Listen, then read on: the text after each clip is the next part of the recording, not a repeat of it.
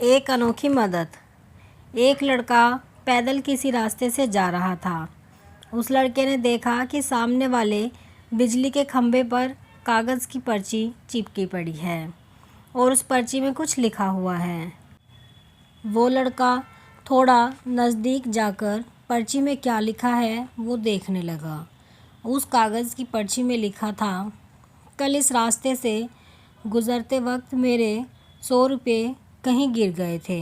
मैंने ढूंढने की बहुत कोशिश की लेकिन मुझे वो नहीं मिले। कृपया इस रास्ते पर कहीं भी किसी को भी मेरे 100 रुपये मिले तो इस पते पर पहुंचा देना। पर्ची में उसका एड्रेस भी लिखा हुआ था। लड़के को ये पर्ची पढ़कर उस एड्रेस पर जाने का मन करने लगा। वो लड़का उस एड्रेस पर जाने के लिए आगे बढ़ने लगा। उस एड्रेस पे जाकर लड़के ने देखा कि वहाँ पर एक झोपड़ी है। लड़के ने बाहर से आवाज़ लगाई तो उस झोपड़ी में से एक वृद्ध औरत लाठी के सहारे बाहर आने लगी। लड़के को पता चल गया कि वो वृद्ध औरत सिर्फ अकेली ही इस झोपड़ी में रहती है। वो लड़के ने उस वृद्ध औरत से कहा, माँ जी, आपके 100 रुपये जो गिर गए थे वो मुझे मिले हैं। ये रहे आपके 100 रुपये। उस लड़के की बात सुनकर वो वृद्ध औरत रोने लगती है और कहती है कि बेटा, अब तक करीब 15 से 20 लोग मुझे 100 रुपये देकर जा चुके हैं। बेटा, मुझे ठीक से दिखाई भी नहीं देता है और मुझे पढ़ना लिखना भी अच्छा नहीं आता। पता नहीं किसने मेरी ऐसी हालत देखकर मेरी मदद करने के लिए ऐसा किया है। लड़के ने 100 रुपये रखने के लिए कहा पर वो वृद्ध औरत नहीं मानी।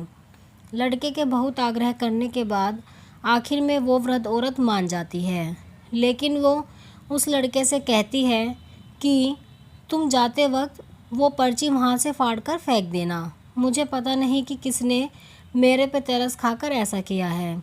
लड़के ने कहा, माँ जी, आप इस बात की फ़िक्र मत करना, मैं वो पर्ची फाड़ दूँगा। अब वो लड़का उस वृद्ध औरत के घर से निकल जाता है। थोड़ी देर चलने के बाद उस लड़के ने सोचा कि आखिर मुझसे पहले आए हुए उन 15-20 लोगों को भी तो इस माँजी ने वो पर्ची फाड़ने को कहा होगा, लेकिन उनमें से किसी ने भी पर्ची को नहीं फाड़ा, तो फिर मैं क्यों फाड़ दूँ। वो लड़का उस पर्ची को बिना फाड़े ही वहाँ से चला जाता है। उस लड़के के मन में उस व्यक्ति के लिए बहुत ही आदर और सम्मान था जिसने ये तरीका ढूंढा था और ज़रूरतमंद वृद्ध औरत की मदद की थी।